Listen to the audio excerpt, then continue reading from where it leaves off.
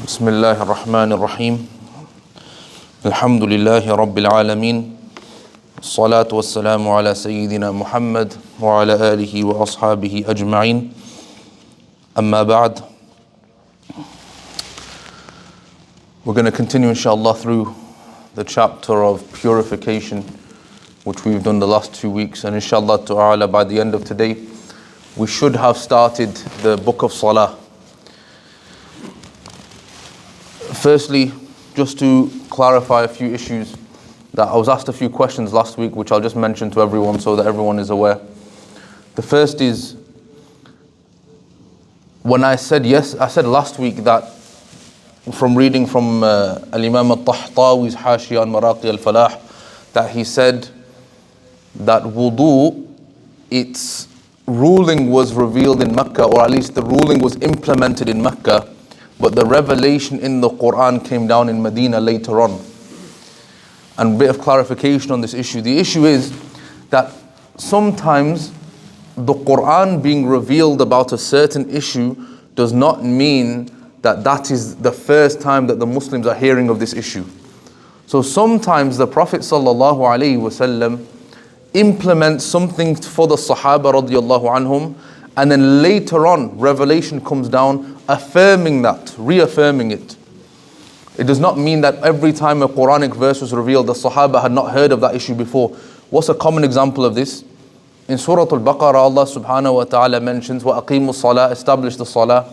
Allah Azza wa Jal mentions, حَافِظُوا عَلَى الصَّلَوَاتِ وَالصَّلَاةِ الْوُسْطَى, safeguard all the prayers, including the middle prayer. And yet we know that the 5 daily prayers were made compulsory when?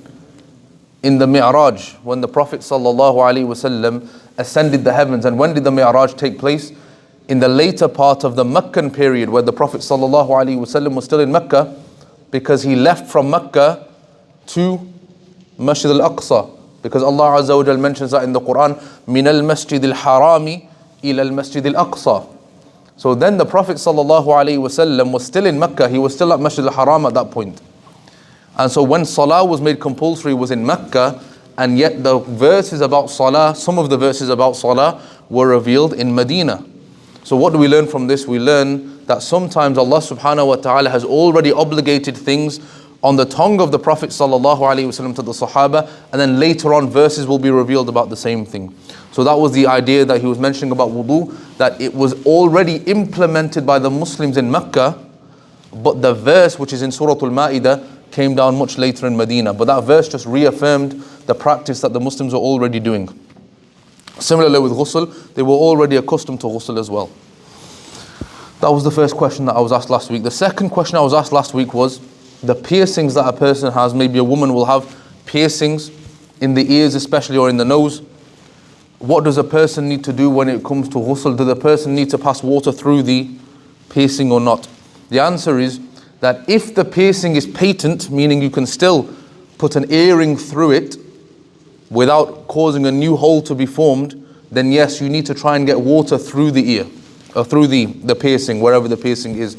The reason for that is we said water needs to touch the entire body externally. So if there's external skin in the hole of the piercing, then you need to make sure water touches that as well. Similarly in the nose. However, sometimes people get piercings and then over time they seal up because a person is not using them regularly. So they will seal up. If there is no hole left and it's sealed, in that case you just need to make sure water gets to all the skin. Obviously you don't need to poke a new hole and put water through. So that's the answer. If you have a piercing which is patent, then yes, for ghusl you need to get water to run through it. And for wudu, you also need to get water to run through it if it's on the parts of the body where you do wudu, like the nose. So when you wash the face, the nose is included in the face. So you need to make sure the water gets to all parts of the nose piercing, in between the nose piercing also. Did anyone have any questions from the last few weeks before I begin today's lesson, inshallah? Does the water have to enter the soft part of your nose as well, or is it sufficient just to rinse your nose? The water for ghusl, so the question is, for ghusl, does the water have to enter the soft part of the nose? Yes, the water needs to enter the soft part of the nose. So up to where the nose is soft, the inside of the nostrils need to be wet with water, basically, yeah. Yeah. If someone has a problem with, say, passing wind, in that case, do they need to make wudu every time they pass wind, or can they do one wuzu and say if they're pass wind during salah, they can complete that salah and that salah counts? So the question is that if a person has a problem with passing wind, do they need to keep making wudu every time they pass wind in order to pray the salah? The answer is, if a person has an issue, any issue which causes them to make wudu or causing them to break their wudu to the extent where they are not able to do wudu and pray the compulsory fard prayer and finish the fard prayer without breaking their wudu, like if someone's bleeding or if someone has a problem passing wind and they're unable to keep their wudu even for 4 minutes to pray the fard salah, in that case a person will have the ruling of ma'zur, and that means that a person will just make wudu for every single prayer. So every time the new prayer time enters, like Fajr time enters, you'll do wudu, and you will treat it as if you have wudu until the Fajr time ends. And then you will have it same for Dhuhr, but you'll have to make wudu for every single salah time.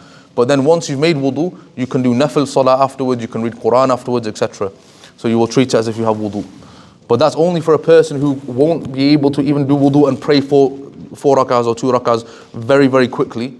If they can't even do that, then they are excused. Otherwise, they will need to do wudu every single time. This is another question, not sure if it's entirely related, but it's related to wudu and ghusl. Do you need to have wudu to recite the Quran or touch the Quran? And the same goes for ghusl. Do you need to have ghusl, say if someone's in the state of janaba, do they need to do ghusl to touch the Quran and recite the Quran? So the question is, if a person is in the state of janaba, do they need to do ghusl in order to recite and touch the Quran, and similarly for wudu? The answer is, to touch the Quran you need wudu. To recite the Quran you need to have done ghusl. You can't be in a state of janaba and recite the Quran. Yeah, so you need to have done ghusl to recite the Quran, and if you want to touch the Quran you need to be in a state of wudu also. No problem. Okay, so let's start today's lesson inshallah ta'ala. Today I'm going to start with the chapter of menstruation, and this was initially advertised as a men's class, but then we allowed sisters to come as well. So I'm going to touch on it briefly. I'm not going to go into details. It's a very complicated chapter of fiqh, so I won't go into a lot of detail, but I'll just mention the first few issues that is relevant to people so that they know. So, and then I'll go on to the relevant issues for everyone else. So, Bismillahir Rahmanir Rahim. The author says, Al-Imam Al-Quduri says, Rahimahullah Ta'ala, Babul Hayd, the chapter of menstruation. أقل الحيض ثلاثة أيام ولياليها. The smallest amount of time that would qualify a person to have menses, meaning the shortest menstruation time, which is possible in the Hanafi madhab, is 3 days and nights. 3 full days and nights. وَمَا نَقَصَ عَنْ ذَلِكَ فَلَيْسَ بِحَيْضٍ وَهُوَ اسْتِحَاضَةٌ. Whatever is less than 3 days and nights, that will not count as menstruation. Rather, that will be istihada, meaning it will just be bleeding. It will be bleeding. It won't be counting as menstruation. Why is that important? Because menstruation has its own rulings pertaining to it. Like a woman does not pray when she is menstruating, she doesn't fast when she's menstruating. But if she is bleeding without it being menstruation, then she will need to do all those things. So that's why it's important to know the difference. وَأَكْثَرُ الْحَيْضِ عَشْرَةُ أَيَّامٍ وَلَيَالِهَا. And the maximum amount of menstruation, one cycle of menstruation, is 10 days and nights. وَمَا زَادَ عَلَى ذَلِكَ فَهُوَ اسْتِحَاضَةٌ. And whatever is more than 10 days and nights, then that takes the ruling of istihada as well, meaning the bleeding, which is not counted as menstruation. So when a person or woman is menstruating and then goes over the 10 days, as soon as she hits the 10 days and nights period, full 10 days and nights, she needs to start praying and fasting again.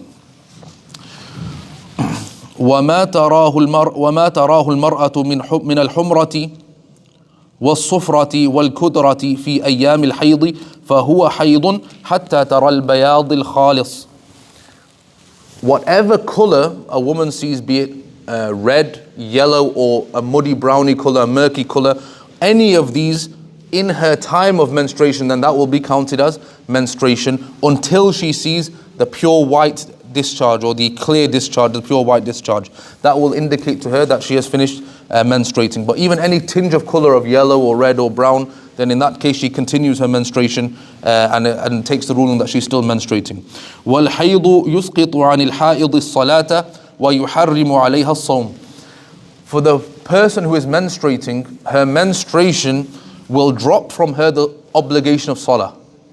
She will no longer be required to pray the 5 daily prayers during that time. And it is haram for her to fast.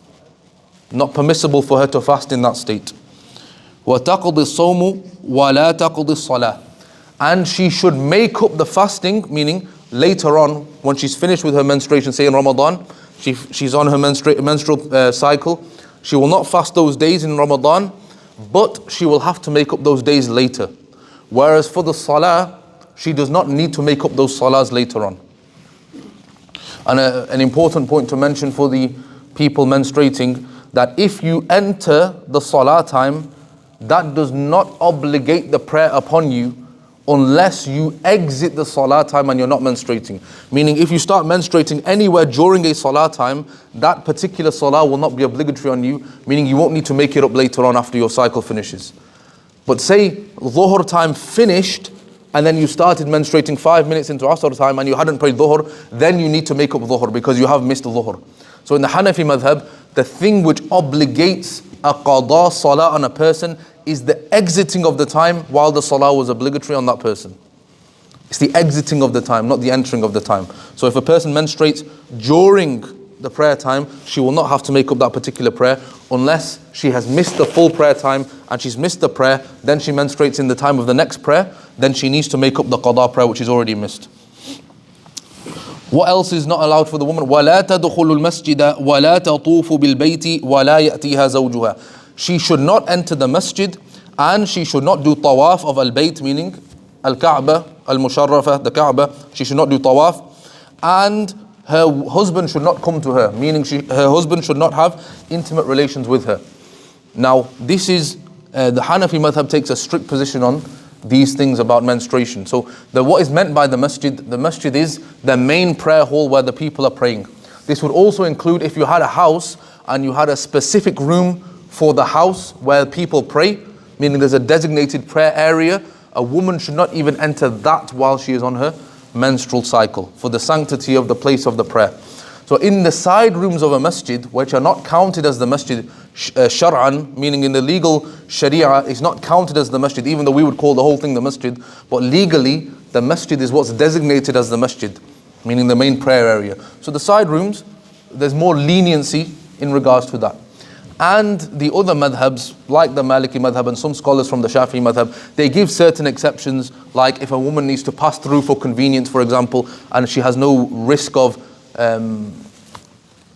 contaminating the masjid, then in that case she's able to pass through. And some of the scholars also said from the other madhabs that even if she's sure that she's not going to contaminate the area, then she can come into the masjid and there's not a problem. But for the Hanafi madhab, they say that she's not allowed to enter the masjid, meaning the prayer area, the masjid area. And she's not allowed to do tawaf of the Kaaba, and she should not have her husband coming to her for intimate relations. وَلَا يَجُوزُ لِحَائِضٍ وَلَا جُنُبٍ قِرَاءَةُ الْقُرْآنِ. So this is the point that the brother asked the question. It is not allowed for the person who is menstruating or for the person who is in a state of janaba to recite the Qur'an. So recitation of the Qur'an is not allowed in these two cases, because the Qur'an is a pure word, and so the pure word should only be recited when a person is in a pure state. So if you're in janaba or you're in the menstruation, you're not in a pure state at that time, therefore you would not be allowed to recite the Qur'an. Again, the other madhabs have certain exceptions for this, like if a person is wanting to memorize Qur'an, for example, certain of the other schools will allow a menstruating woman to recite, because otherwise it'll be a long period of time where she's not able to recite the Qur'an, she'll easily forget the Qur'an. However, the Hanafi madhab is strict that any recitation ibadatan for worship, that's not allowed. If a person is reciting the adhkar of the morning and evening, like we recite Qul huwallahu ahad, Qul a'udhu birabbil falaq, Qul a'udhu birabbin nas, but it's not for the recitation of the Qur'an, it's for the adhkar of the morning and the evening, that's an exception to the rule. That's an exception to the rule, because that's part of your daily adhkar. That's not reciting the Qur'an because it's the Qur'an. So there's exceptions for that as well. But the dominant rule is that we just need to remember, the general rule is that the Qur'an should not be recited if a person is on their menstrual cycle or if they are in a state of janaba. وَلَا يَجُوزُ لِمُحْدِثٍ مَسُّ الْمُصْحَفِ إِلَّا أَنْ يَأْخُذَهُ بِغِلَافِهِ. That this is the other point that you mentioned as well, the points are being answered here, that if a person is in the state of hadath, meaning he's not in the state of wudu, then he cannot touch the mushaf except from the external covering of the mushaf, the Qur'an. Meaning what? And he explains in the footnotes here that the covering of the mushaf must be something which is not connected to the mushaf. Meaning if there's a covering on the mushaf but it's sewn on and it becomes almost part of the mushaf in that way, then you can't even touch that. But if it's a separate cloth which is separate to the mushaf itself, what does he mention here? He mentions يشترط أن يكون هذا الغلاف غير مشرز بالمصحف بل يكون شيئا مستقلا, that this is a separate entity to the mushaf. Then you can touch the mushaf in a state of not being in wudu. So I hope that's clear. So if a cloth is attached to the mushaf and it's not able to be separated, then you can't even touch that cloth. But if the cloth is separable, it's a separate entity, then you can use the cloth to touch the mushaf. But if you're not in a state of wudu, you can't touch the mushaf. Okay. I think we will leave that there for the menstruation issue. So that's the basics, that it's 10 days is the maximum, 3 days is the minimum. Those are the things which are permissible and not permissible for a woman to do when they are on their menstrual cycle. And I've missed out quite a big part of the chapter there because it'll get complicated otherwise for everyone else. So I'll just go to the bits that everyone can benefit from, inshallah. So I said, when I advertised the class today, I said we're going to cover wiping over the leather socks. So inshallah, let's start that chapter. Babul Mashi ala al-Khuffayn. The chapter of wiping over the leather socks. Imam al-Quduri says, Al-Mashu ala al-Khuffayn jaizun bis-sunnah. Wiping over the leather socks has been made permissible in the sunnah of the Prophet sallallahu alaihi wasallam. Why do we say that? Because in the Quran explicitly says, wash your feet. When we covered the ayah of wudu on the first lesson, Allah subhanahu wa ta'ala said, wash the face, wash the arms, wipe the head, and wash the feet. So in the Quran, washing the feet has been obligated, but in the sunnah, which has been either mass transmitted or it's mashhur riwayah in the Hanafi madhab, then the sunnah has permitted the wiping of the leather socks because it's been narrated from so many sahaba. So many sahaba. It's famous from Abu Hanifa rahimahullah that he said that I did not permit wiping over the leather socks until so many companions had narrated this issue that it became so clear. That's why I had to allow wiping over the leather socks. Because Abu Hanifa was very strict when it came to the Quran. If the Quran said something, he would not add or take away anything from that Quranic ayah. So when the Quran says wash your feet, he was very careful not to add anything until he was so certain from overwhelming narrations that came from the Sahaba that they would wipe over the khuf and that the Prophet ﷺ had advised them to do so. So it's jaiz in the sunnah, it's permissible in the sunnah, min kulli hadathin mujibin lil wudu. For everything that would necessitate wudu, the same thing for those things, wiping over the socks has been permitted. What does that mean? It means if you need ghusl, you can't wipe over your socks. But everything that you need to do wudu for, you've gone to the toilet, you've passed wind, you've bled, whatever it is, then you are able to wipe over your leather socks for wudu. What are the conditions for this? إِذَا لَبِسَ الْخُفَّيْنِ عَلَى طَهَارَةٍ كَامِلَةٍ. When a person put the khuffayn on, the two leather socks on, when he was fully in the state of wudu. He was in the full state of tahara. He had done wudu. ثُمَّ أَحْدَث. Then after having put the leather socks on, then he breaks his wudu. فَإِن كَانَ مُقِيمًا مَسَحَ يَوْمًا وَلَيْلَةً. If the person is not a traveler, meaning a Shar'i traveler, he's where he's living, or he hasn't traveled the 48 miles or the 56 miles that is required for a person to become a traveler, he's considered a resident, then he can only wipe for 1 day and 1 night. Meaning what? Meaning 24 hours, a full day and night, after he had, for a full 24 hours, he is able to wipe over the sock. Once he has finished that 24 hours, then he needs to take his socks off and wash his feet. So it's only valid for that period of time. Then the Imam says, وَإِن كَانَ مُسَافِرًا مَسَحَ ثَلَاثَةَ أَيَّامٍ وَلَيَالِهَا. If he is a musafir, a traveler, then he is allowed to wipe over the leather socks for 3 days and nights. 3 full days and 3 nights. وَابْتِدَاؤُهَا عَقِيبَ الْحَدَثِ. عَقِيبُ الْحَدَثِ. And the beginning of the wiping, the beginning of this time period, is when he breaks his wudu. So he's done wudu, he puts on those leather socks. When he breaks his wudu, that's when the time period starts from. So he has 1 day, 1 night, or 3 days and 3 nights if he's a traveler. والمسح على الخفين على ظاهرهما خطوطا بالأصابع يبدأ من رؤوس الأصابع الرجل إلى الساق. And the person should wipe over the leather sock on its outward from on the top end which people can see when you're walking around, and he should do it in lines with his fingers, and he should start from the toes and work his way into the direction of the shin. So he should start from the toes and work his way into the direction of the shin, up the leg basically. So that's how you do the wiping of the khuffain. وَفَرْضُ ذَلِكَ مِقْدَارُ ثَلَاثِ أَصَابِعَ مِنْ أَصْغَرِ أَصَابِعِ الْيَدِ. And the minimum requirement of the wiping of the khuffain, the minimum requirement is the extent of 3 fingers. 3 fingers. Remember when we said wiping over the head, that some have said that the minimum is a quarter, and that would be the equivalent of 3 fingers. Here, wiping the leather sock, it's the measurement of 3 fingers which is compulsory.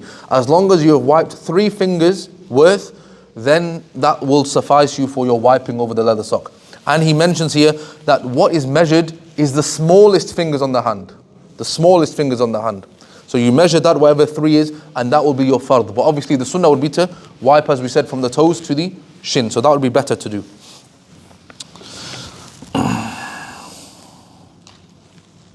ويجوز المسح على خف فيه خرق كبير يبين منه مقدار 3 أصابع من أصابع الرجل وإن كان أقل من ذلك جاز.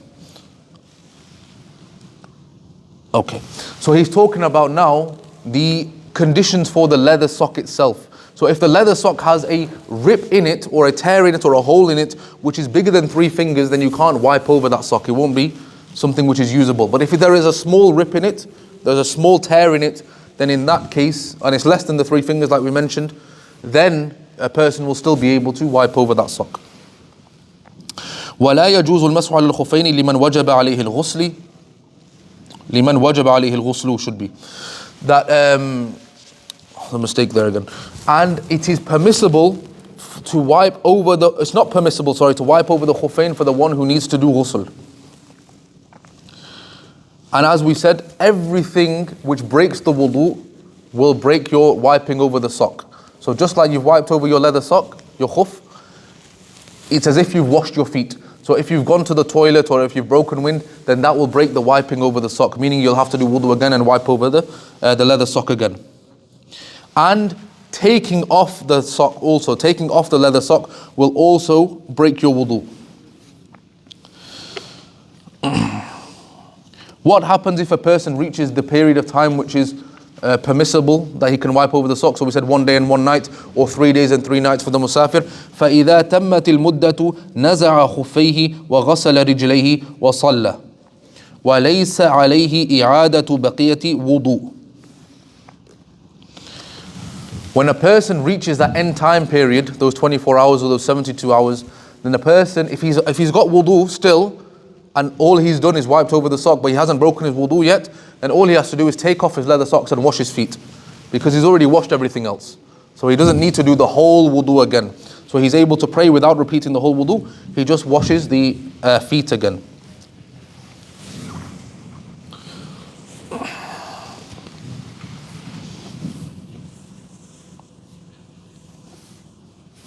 Okay, so I think that's enough, to be honest, for the wiping over the leather socks. We're running a bit out of time, so I'll skip that bit. But if anyone has questions afterwards, then they could ask questions relating to the leather socks, inshallah ta'ala.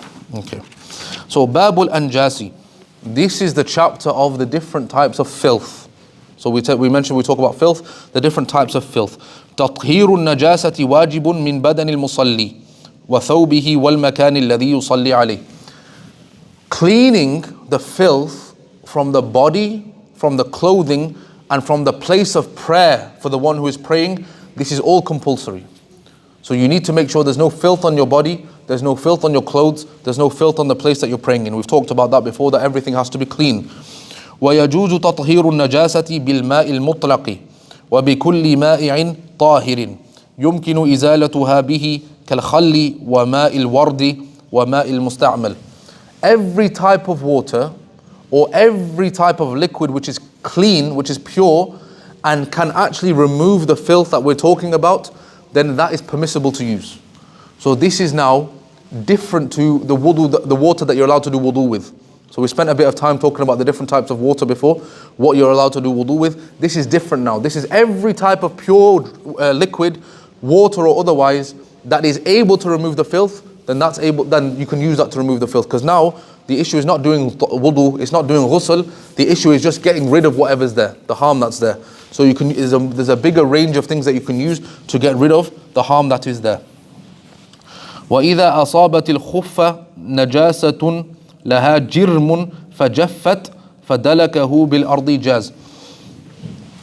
If a person has some dirt on his khuf, some filth on his khuf, it's got a body to it, it's something there and it dries up, then a person can just rub it on the earth, rub it on the floor, and as long as the dirt is removed, then you don't need to use water in that case. So what he's trying to mention here is that sometimes if something has dried up and you can scrape it away or you can rub it away and the thing will be removed, then it's not always necessary to use water.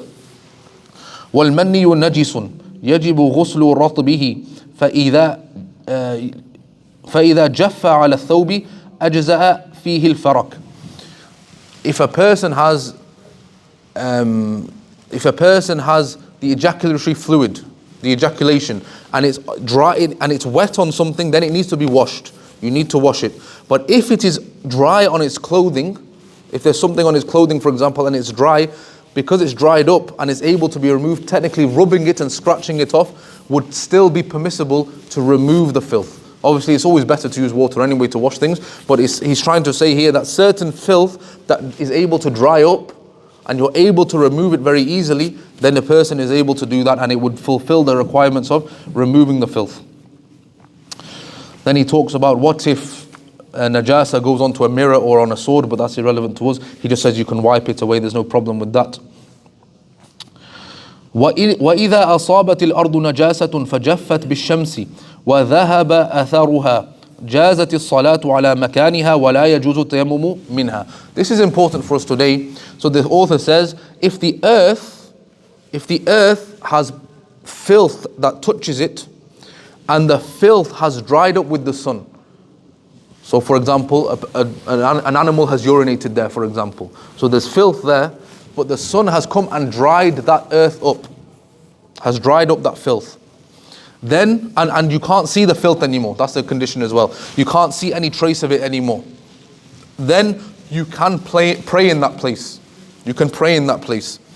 Why is that important for us? Because people have this fear of the where we're walking and things. They say, oh, dogs might have urinated there, X, Y, and Z, which is true, but it doesn't mean you can't pray there and your prayer is invalid there. As long as there's no trace of the dirt or the filth, and the sun has dried it up, then you are allowed to pray there. Your prayer is valid there because now it's become pure enough to pray on. It's become pure enough to pray on because we will assume that the dirt has gone. But you can't do tayammum with it. You can't do tayammum with that soil or with that sand or whatever it is. Why is that? Because tayammum is purifying. Even though something might be pure, it's not always purifying. So that's the two types of water. Something might be pure in itself and you can remove najasa with it, but if it's not purifying, meaning it purifies other things, then you can't use it to do wudu, you can't use it to do ghusl. Similarly with the earth, it might be pure where you can pray, but it's not purifying anymore where you can do tayammum with it. ومن أصابه من النجاسة المغلظة كالدم والبول والغائط والخمر مقدار الدرهم فما دونه جازت الصلاة معه فإن زاد لم تجز. If a person has what we call the heavier najasa, the heavier impurity, the heavier filth, and the author gives examples like blood or urine or feces or alcohol, then in that case, a person, as long as they have what is a dirham or less, so the dirham was the coins that they had in the olden days, and people say it's like the sort of indentation in the palm of your hand. basically a coin's worth or less, then the salah is permissible. The salah will be valid. The salah will be valid. Although if he is able to remove it, the author don't mention that here, but if he is able to remove it, then that is something he should do. He definitely should do, because it will take away from the perfection of the salah. But in terms of legal aspects, is the salah valid or not? Then yeah, if he's got that much or less, then the salah is valid. But if it's any more than that, then the salah is invalid. وَإِنْ أَصَابَتْهُ نَجَاسَةٌ مُخَفَّفَةٌ كَبَوْلِ مَا يُؤْكَلُ لَحْمُهُ. If something which is the najasa mukhaffafa, the lighter najasa, then in that case you are allowed more of it on your clothes before your salah becomes invalid. So he says, so the example that he's given is like an animal whose meat is halal, like a cow or a sheep, their meat is halal to eat. Then if they urinate, then their urine is less impure than the human urine. So in that case, جازت الصلاة معه ما لم يبلغ ربع الثوب. Whatever is less than a quarter of his garment, as long as that is not more than a quarter, then in that case he's able to pray the salah and the salah will be valid. He then says, the author, rahimahullah, and whatever najasa is able to be seen, how are you supposed to get rid of it? Purifying that najasa is cleaning it until you can't see it anymore. Until you can't see it anymore. And if that thing cannot be seen, if that najasa cannot be seen, then in that case he washes it حتى يغلب على ظن الغاسل أنه قد طهر. Until the person that is washing, he's washed it so many times that he thinks the likelihood is that he has removed the filth. He thinks it's likely that he's removed the filth. That's what we call غلبة الظن or غالب الظن, that he thinks that it's the overwhelming thought that he thinks it's so likely that this thing has been removed now. So you don't need to keep washing and washing and washing. It's only when you think, okay, I'm pretty sure, 99% sure that the filth has been removed now, that will be sufficient. You can do the other now.